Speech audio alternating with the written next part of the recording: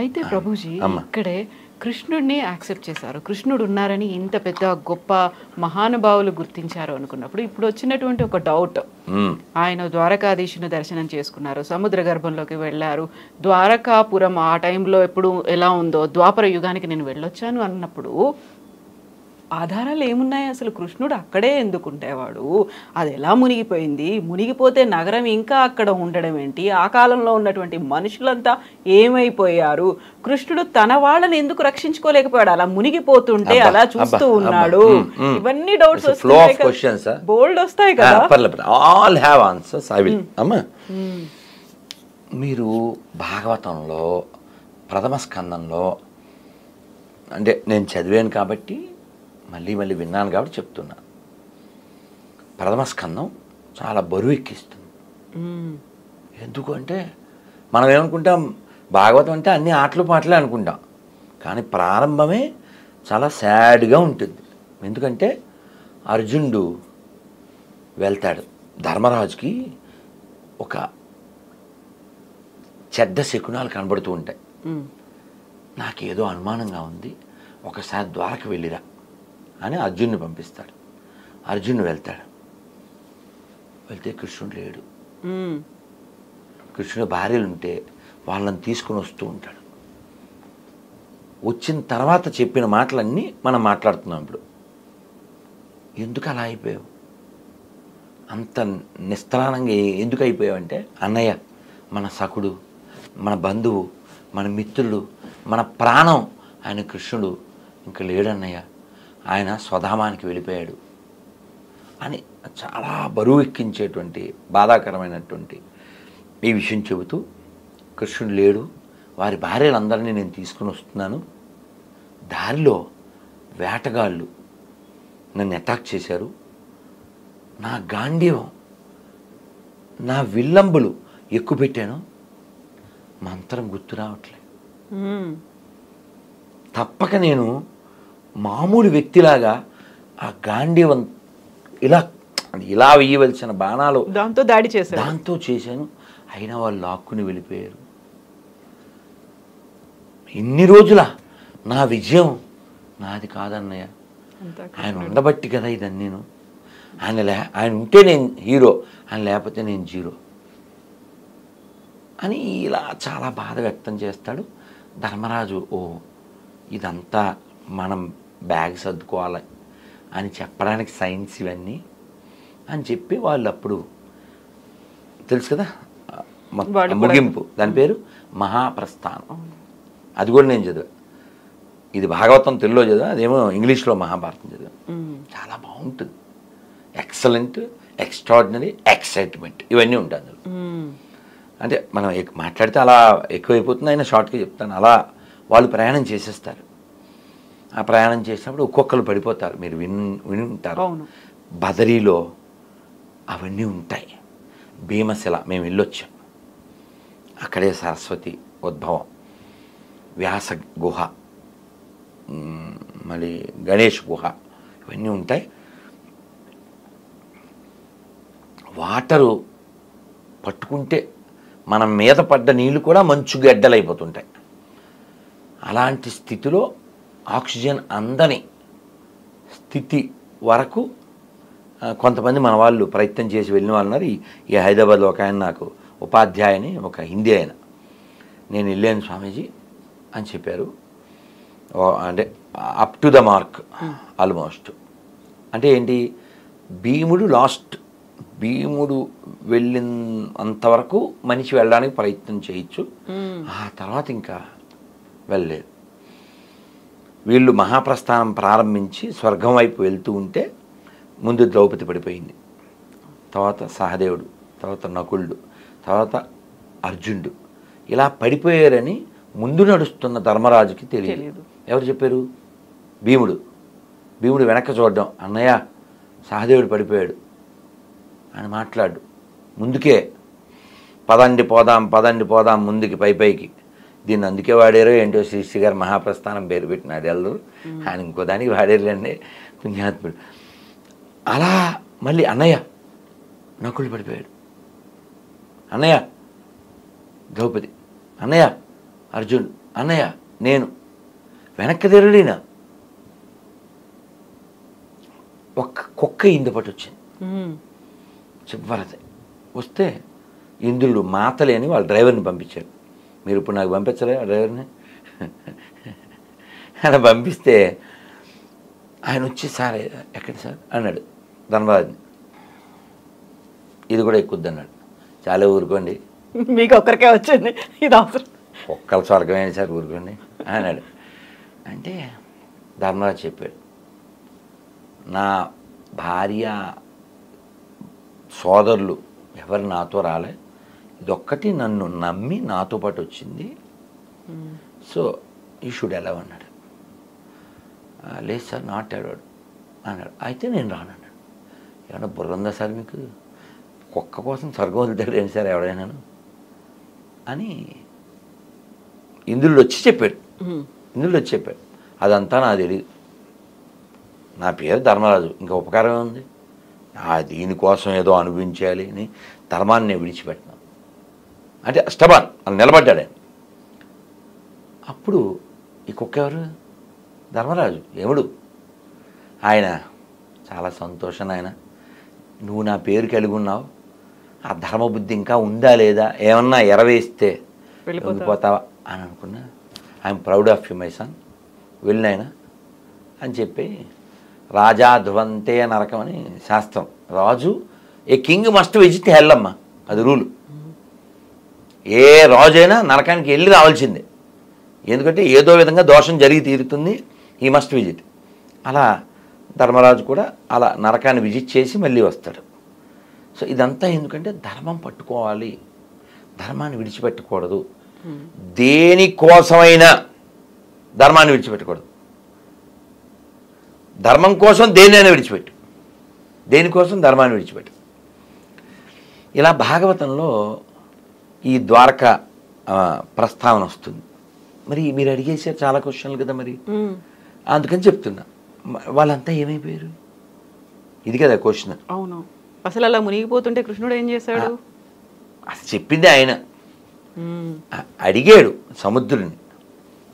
అక్కడ ప్రాబ్లం వచ్చింది కదా మధురలో, వాళ్ళందరూ ఇబ్బందులు పడుతున్నారు, వాడిని కంసుని వధించాడు, వాళ్ళ తాతగారిని సీట్లో కూర్చోబెట్టాడు. తర్వాత కూడా ప్రాబ్లమ్స్ ఉన్నాయి. సరే ఈ ప్రాబ్లమ్స్ లేకుండా సముద్ర మధ్యలో నాకు స్థలం కావాలని అడిగాడు. సముద్రుడు స్థలం ఇచ్చాడు. బెట్ ద్వారకా అంట. బెట్ అంటే గిఫ్ట్, గిఫ్టెడ్ ల్యాండ్. మరి గిఫ్ట్ కొంతకాలం వాడుకున్నాడు. విశ్వకర్మని పిలిచి అద్భుతమైన సుందర నగరాన్ని నిర్మించాడు. అద్భుతమైన నగరం, చాలా ఆర్గనైజ్డ్, సిస్టమాటిక్. మరి స్వామి వెళ్ళిపోతున్నారు, ఇప్పుడు దాని పని లేదు. వీళ్ళందరూ కూడా దేవతలు ఎవరైతే స్వామితో వచ్చారో వాళ్ళందరూ కూడా వెనక్కి వెళ్ళిపోవాలి. ఇప్పుడు వాళ్ళని ఎవరు సమాప్తి చేస్తారు? ఏదో రీజన్ కావాలి. అందుకని కృష్ణుడు కొడుకుల్లో ఒక ఆయన సాంబుడు. సాంబుడు అంటే జాంబవతి కొడుకు. అతను ఏం చేశాడు? ఒక ఆడపిల్ల వేషం వేసుకుని, నారదుడు వాళ్ళు సప్తర్షులు వస్తే ఫ్రెండ్స్తో పాటు, ఏమండి అంటే వాళ్ళే ఊరికి అల్లరే ఆడపిల్ల వేషం అతను వేసి, ఒకడు భర్తలాగా, మా ఆవిడండి 8వ నెలండి, ఎవరు పుడతారు, ఇలా. వాళ్ళకి తెలీదా? వాళ్ళకి కోపం వచ్చింది, ఎరా వేషాలు వేస్తున్నారా, వీడి కడుపున మొసలం పుడుతుంది అన్నారు. వాళ్ళకి భయం వేసింది. తాతగారి దగ్గరికి వెళ్ళి చెప్పారు, భీష్ముడి దగ్గరకో లేకపోతే ఉగ్రసేనుడి దగ్గర. మొత్తానికి వాళ్ళు, నాయన దాన్ని సముద్రం దగ్గర అరగదీయిందిరా అని చెప్పారు. ఒక పెద్ద బండలా అది పుట్టింది. అరగదీసి అరగదీసి అరగదీసి ఆ నొరగంతా అది ఒక పెద్ద పెద్ద దుబ్బు అంటాం కదా, అలాంటివిగా తయారైంది. ఏమో మొక్క మిగిలింది, పడేశారు. అది అదే చేప మింగిందంట. ఆ చేప ఎవడికో దొరికింది ఒకడికి, వాడు దాన్ని పొట్ట కోసాడు. ఇది బాగుంది కదా అని బాణానికి పెట్టుకున్నాడు. ఇవన్నీ ముందస్తు ఏర్పాట్లు, బ్యాగ్ సర్దుకున్నట్టు. వీళ్ళు ఆడ కూర్చుని కృష్ణుని ఈ వంశీకులు రిలాక్స్డ్గా ఉన్నారు. మాట మాట మాట పెరిగింది అంతే. వాళ్ళని ఎవరు చంపకూడదు, ఇంకోళ్ళ చేతిలో చావకూడదు, వాళ్ళంతా దేవతలు కాబట్టి వాళ్ళ కథను ముగించాలిగా. వాళ్ళు కొట్టుకు చచ్చారు. అందుకే చూడండి, యాదవ వంశంలో ముసలు వచ్చి వాళ్ళు కొట్టుకు చచ్చారా అంటుంటారు. మరి వెనక్కి వెళ్ళాలి, వాళ్ళు నగరమేమో లోపలికి వెళ్ళాలి, వీళ్ళేమో పైకి వెళ్ళాలి, కృష్ణుడు వైకుంఠానికి వెళ్ళాలి. సో వచ్చిన ఏదైతే పర్పస్ ఉందో అది ఫుల్ఫిల్ అయిపోయింది. అయితే ఇక్కడ మీరు ఇంకొక మాట అన్నారు, ఇదంతా జరిగిన తర్వాత పరిసమాప్తి అయిపోయింది, అవతారం మళ్ళీ స్వధామానికి వెళ్ళిపోయాడు అనుకున్న తర్వాత అర్జునుడు కృష్ణుడి భార్యలను తీసుకొని వస్తూ ఉన్నాడు. అందులో రాధ ఉండదు కదా, రాధని ప్రాణంగా ప్రేమించాడు, అంతకు మించి అనుకున్నాడు. అందులోనూ కృష్ణుడి కంటే రాధ వయసు ఎక్కువ, పెద్దది అనుకుంటారు కదా, తన్నెందుకు దూరం పెట్టాడు? ఆ భార్యల్లో తనెందుకు లేదు? లేదు అమ్మా, మనకేం చెప్పారంటే శ్రీకృష్ణ చైతన్య రాధాకృష్ణ నహిరే అన్య, ఇది బెంగాలీ. శ్రీకృష్ణ చైతన్య అంటే రాధాకృష్ణుడికి అభిన్నం, అంటే రాధాకృష్ణులే చైతన్య మహాప్రభు అని చెప్పారు. రాధారాణి అంటే ఆహ్లాదిని శక్తి అంటారు. కృష్ణుడి యొక్క ఆనందం ఒక రూపం చేస్తే ఆవిడ రాధారాణి.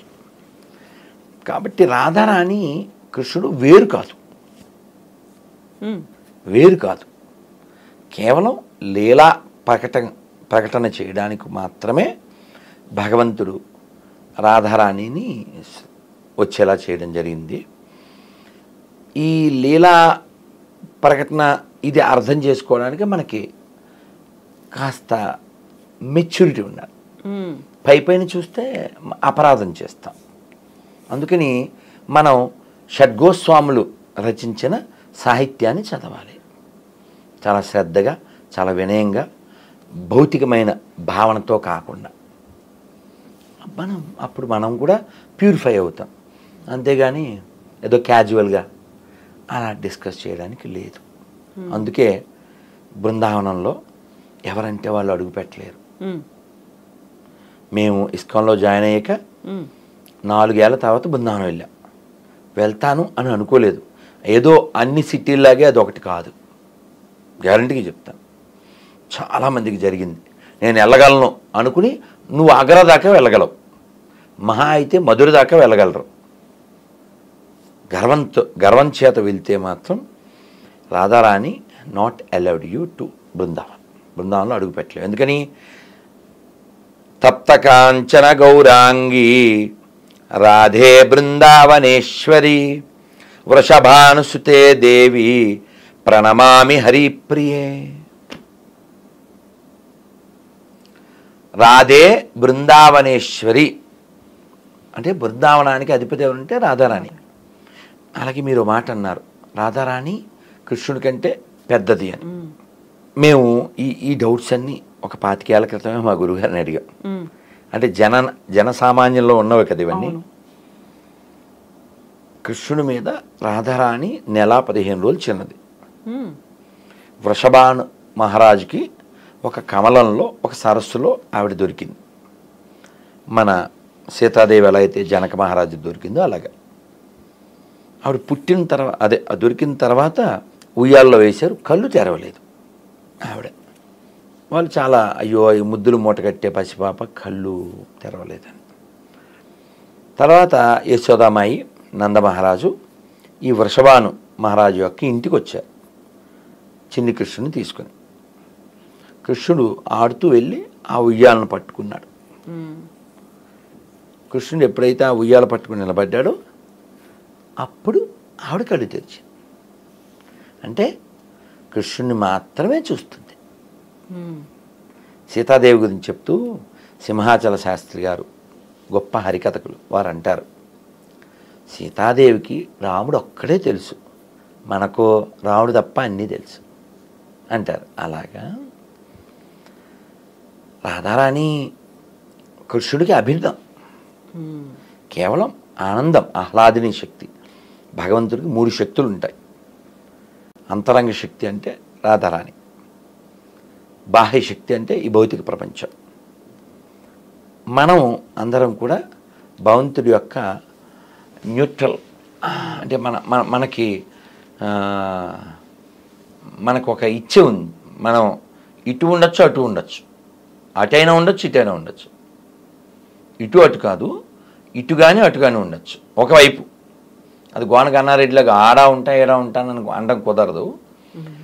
మనకు ఒక స్వతంత్రం ఉంది జీవులకి. ఆ స్వతంత్రాన్ని మనం సరిగా ఉపయోగిస్తే భగవంతుడి వైపు ఉంటాం, మనం మిస్యూజ్ చేస్తే భౌతిక ప్రపంచంలో ఉంటాం. ఆ చాయిస్ మనది. కాబట్టి బుద్ధిమంతుడైన వాడు శాస్త్రాలు చదవడం ద్వారా, వినడం ద్వారా, గురువుని ఆశ్రయించడం ద్వారా, మళ్ళీ పుట్టకుండా ఉండడం ఎలా ఈ ప్లాన్ చేస్తాడు. ఇక్కడ ఉండటం కుదరదు కదా. చాలా బాగుంది స్టూడియో, చాలా బాగుంది కారు, చాలా బాగుంది ఇల్లు, కానీ ఇవన్నీ అశాశ్వతం. యదృశ్యం తన్నశ్యం. మొన్న మధ్య మీకు గుర్తుందా, టర్కీలో 34 అంతస్తుల బిల్డింగ్ ఓనర్ 17 సెకండ్లో బెగరైపోయాడు. ఎందుకు? భూకంపం.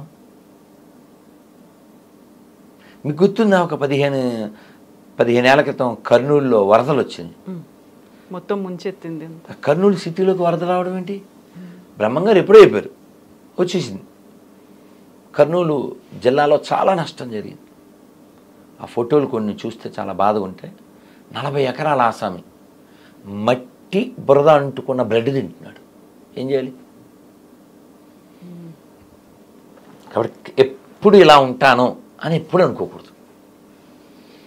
ఇది ఒకటి చెప్తాను, తర్వాత మీరు అడుగుదురు. అర్జునుడు తీసుకొస్తున్నాడు కదా, ఆ తీసుకొస్తున్నప్పుడు తను ఇలా ఫెయిల్ అయ్యాడు. మరి అదేంటి, వాళ్ళు రక్షించబడాలిగా. ఇది కూడా మీ ప్రశ్నేగా. ఇప్పుడు ఆ ద్వారకలో ఉన్న వాళ్ళ విషయం మీకు చెప్పాను. వాళ్ళకి వికెట్ చేయాలి. వికెట్ చేయాలంటే ఏదో వికెట్ పట్టుకుని కొట్టుకోవాలి, వాళ్ళని ఇంకోటి చంపకూడదు, వాళ్ళని వాళ్ళే కొట్టుకోవాలి కదా. అక్కడే సమాప్తం. ప్రోగ్రామ్ వైండప్ చేయాలి. ఇక పెద్ద ఆయన వెళ్ళిపోతున్నారు, ఇంకా మిగిలిన రావాలి, అక్కడ వెళ్ళిపోవాలి కదా, ముందు ఏర్పాట్లు. సో కాబట్టి అక్కడ రీజన్ కావాలి, ఆ రీజన్ కోసం మొసలం, తద్వారా అది వైండప్. మరి వీళ్ళెవరు? ఇప్పుడు తెలిసి తెలియక, సరిగా చదవక, ఈ వాట్సాప్ యూనివర్సిటీ బ్యాచ్లు తయారయ్యి కృష్ణుడు 16,000 మందిని చేసుకున్నాడు, ఆయన దేవుడు, ఇలా ఏదో అవుతూ ఉంటారు. రామచంద్రమూర్తి వనవాసం చేస్తున్నప్పుడు ఆయన చాలా అందగాడు కదా. అందగాడమ్మా మా రాముడు ఎంతటి అందగాడమ్మా, ఆజానుబాహుడమ్మా అరవింద నేత్రుడమ్మా, కోదండరాముడమ్మా కారుణ్యధాముడమ్మా, సీతమ్మ నిలచిన గోపన్న కొలచిన భక్తులు తలచెడి శ్రీరాముడు, శంఖ చక్రధారుడు, అదిగో గౌతమి ఇదిగో భద్రాద్రి, రామదాసు నిర్మించిన ఆలయం. అంతగాడు కాబట్టే పుంసాం మోహన రూపాయ పుణ్యశ్లోకాయ మంగళం. పుంసాం మోహన రూపాయ అంటే పురుషులు కూడా ఆకర్షించే అంత అందగాడు. ఇంత అందగాడైన రాముణ్ణి మేము సేవించాలి, ఆయనతో పాటు ఉండి అని ఋషులు కోరుకున్నారు. సీతాదేవి ఉంది, ఇప్పుడు నియమం ఏకపత్ని వ్రతం, నేను మళ్ళీ వస్తా, వచ్చినప్పుడు మీరందరూ నాకు పత్నులై మీరు సేవిద్దురు అన్నాడు. సో ఆ ఋషులందరూ గోపికలుగా వచ్చారు. వాళ్ళందరూ ఓ కారణం ఉండాలి కాబట్టి నరకుడి చేత బంధింపబడ్డారు. వాళ్ళంతా కృష్ణుని కోరుకున్నారు. ఏదో వాడి పేరేంటండి, అలెగ్జాండరో లేకపోతే తైమూరో లేకపోతే ఈ బ్యాచ్ ఉన్నారే తొగ్లక్కో, ఇలాంటి వాళ్ళు ఎత్తుకొచ్చేసి అలాంటి కార్యక్రమం కాదు అది. వాళ్ళు కోరుకున్నారు మేము కృష్ణుడిని తప్ప ఇంకెవరిని వివాహం ఆడము అని. వాళ్ళందరికీ 16,108 మంది మొత్తం భార్యలు. ఈ 16,000 మందికి 16,100 మందికి ఆయన ప్యాలెస్లు కట్టించాడు. వీటిని నిజమేనా ఈ పెళ్ళిళ్ళు చేసుకున్న విషయం మాట నిజమేనా అని నారదుడు చెక్ చేయడానికి వెళ్ళాడు. ఇవన్నీ భాగవతంలో ఉంటుంది. నువ్వు భాగవతాన్ని విశ్వసిస్తే నీ యూనివర్సిటీ తెలివితేటలు ఏం వాడకుండా జస్ట్ యాక్సెప్ట్ ఇట్. అలా ఈ ఋషులందరూ ఆయన భార్యలుగా ఉండి భగవంతుడి సాంగత్యాన్ని పొంది భగవంతుడు ఇంకా వైకుంఠానికి వెళ్ళిపోయాడు. వాళ్ళు కూడా వాళ్ళ స్వస్థలాలకు వెళ్ళిపోవాలి. మరి ఏదో విధంగా ప్యాకప్ అయిపోవాలి. అర్జునుడి మహాప్రస్థానం ఆయన వెళ్ళిపోవాలి. సో వీళ్ళందరూ ఈ ఆటవికుల ద్వారా లాక్కి వెళ్ళిపోయారు. లాక్కి వెళ్ళిపోతే ఇది కూడా చెప్పాలి, ద్వారక దగ్గర గోపీ తలాబ్ అని ఉంటుంది. మేము వెళ్తూ ఉండే ఈ తిలకం పెట్టుకుంటామే అక్కడే దొరుకుతుంది. ఇప్పటికీ మామూలుగా 20-30 రూపాయలు ఇంత మొక్క ఉండేది, అక్కడ ఇంత దొరికేస్తుంది 20 రూపాయలకి. అలా చెప్తున్నా, చాలా స్వచ్ఛంగా. ఆ గోపీ తలాబ్ ఏమిటి అంటే ఈ ఆటవికుల చేత కొనిపోబడుతున్నటువంటి కృష్ణుడి యొక్క భార్యలు, వాళ్ళకి ఆటవికులు అంటేనే కల్చర్ ఉండదు అని కదా, వాళ్ళు మనం పెళ్లి చేసుకుందాం అన్నారు కృష్ణుడి భార్యలు. వాళ్ళు సరే మేము స్నానం చేసి వస్తాం, మరి నడిచి వచ్చాం కదా అన్నారు. అలాగే అన్నారు వాళ్ళు. వీళ్ళందరూ ఆ పెద్ద సరస్సులో దిగారు. దిగినప్పుడు స్త్రీలు, బయటకు వచ్చినప్పుడు గడ్డాలు వేశారు. ఇంక వాళ్ళు ఎవరిని పెళ్లి చేసుకుంటారు? వాళ్ళు అలా వెళ్ళిపోయారు, వీళ్ళు ఎలా వెళ్ళిపోయారు. అలా ఒక్కొక్కటి నాటకం అయిపోయింది అన్నట్టుగా అలా వాళ్ళ పాత్రలు ముగించిపోయింది. మనం ఏదో మన ఇచ్చ వచ్చినట్లు దాన్ని మాట్లాడకూడదు కదా. నేర్చుకోవాలి కొన్ని చూసి మనం మార్చుకోవాలి.